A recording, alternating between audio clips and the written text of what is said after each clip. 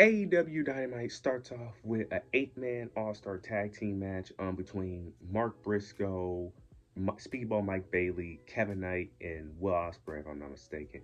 And then the other team is the Elite, the Young Bucks, Okada, and Ricochet, if I'm not mistaken. No, not Will Ospreay. Kenny Omega. I don't know why I thought Will Ospreay was in this match. Kenny Omega. I don't understand why this. Now, there are some feuds in this match. Like you got Kevin Knight, Ricochet, Speedball, and Ricochet. Don't really understand why Mark Briscoe is really in this match because he really doesn't have any feuds with either of these people.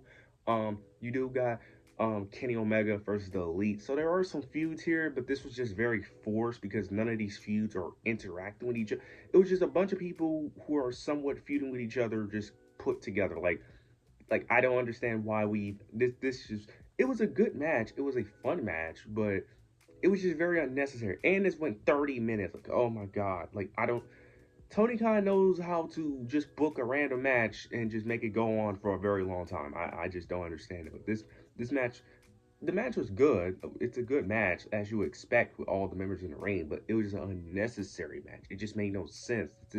This didn't progress anything. This didn't further a story. They randomly try to promote the Young Bucks and Kenny Omega feud, even though they haven't really been feuding, even though it makes sense for them to be feuding due to what happened while Kenny Omega was injured and how Kenny Omega even got taken out on TV. But I just don't understand it. I don't get it. It makes no sense. I just don't get it. I don't understand why we needed this match. But the heels pick up the victory. The Young Bucks and the Elite and Ricochet pick up the victory. Not really much to go over. It was just an unnecessary match. It was a fun match, but very unnecessary. Afterwards, we get another unnecessary match. We end up getting the Ops. They face some jobbers. This match went longer than expected as well. This match lasted like 4 to 5 minutes. This should have been like a 30-second squash match, if I'm being honest. They pick up the victory. Then you get the Death Riders. They come out. They end up attacking. They were losing the upper hand, but towards the end, you end up getting Claudio ended up hitting. I don't know if it was no, it wasn't a pile driver. He ends up hitting some type of move on a steel chair on Yuta, no, not Yuta, on Shibata. That's what I'm thinking of. On Shibata. They end up leaving, and then towards the end of the segment, you end up getting Samoa Joe on the microphone. He ends up saying that he wants John Moxley in a steel cage match in their World Heavyweight Championship match in 2 weeks. So we'll see how that plays out. I'm assuming that the reason why is because he doesn't want any interferences, even though we know there's going to be shenanigans. We know how this is going to play out. There's going to be some type of interference, no matter what you do in this scenario. The match itself should be good. Well, I want to say good, but to be fair, I'm not the biggest John Moxley fan in the ring, and his matches for me just don't hit. So even though I'm saying it should be good, it probably won't be that good. But we'll see how it plays out.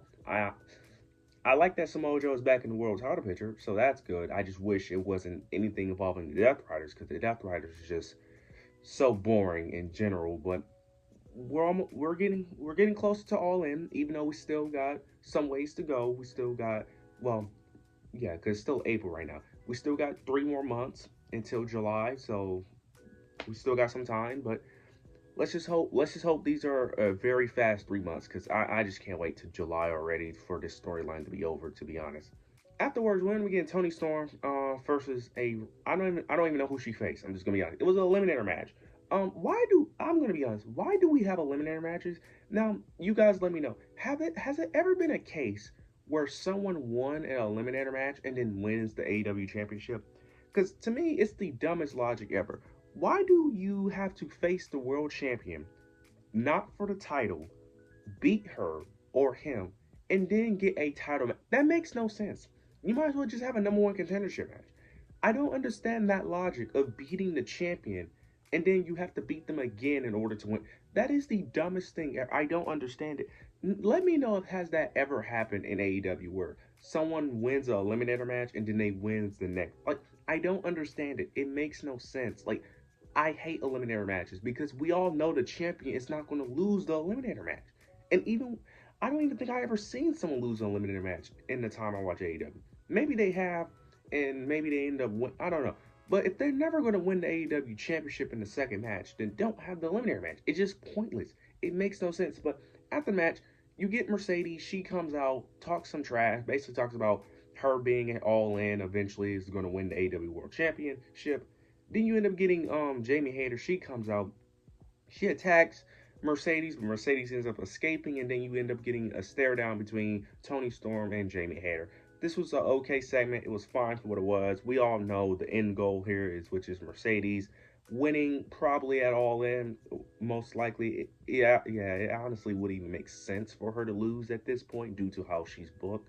So we'll see how this plays out. But we all know that Mercedes is winning at Double or Nothing. She's gonna face Tony Storm and All In. It's so obvious. Afterwards, we end up getting the best segment on the show. We end up getting MJF and the Hurt Syndicate. They end up doing the voting thing again. Bobby Lashley ends up doing another thumbs down, but this time MJF has finally had enough.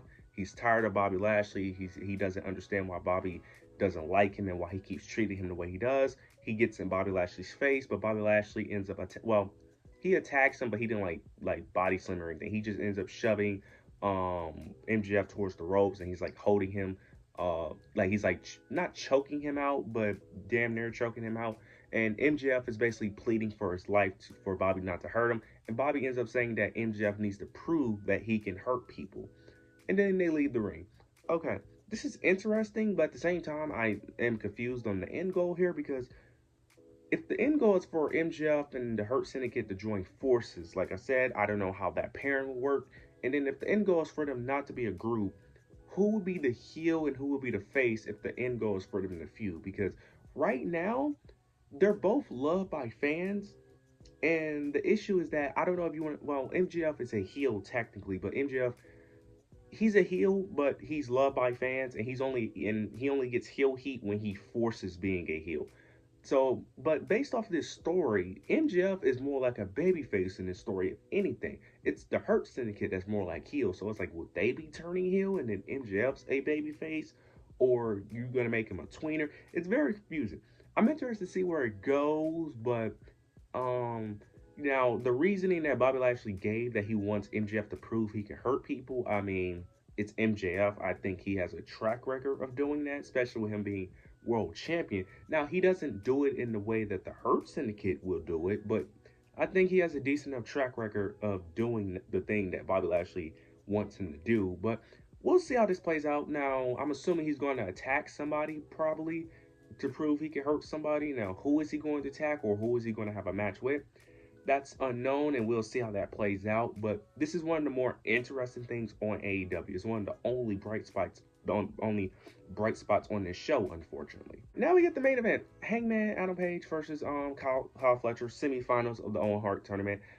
This was a great match. This is exactly what you expected. You know, Kyle Fletcher trying to cheat, Hangman overcoming the odds. This was a great match. Hangman picks up the victory as expected.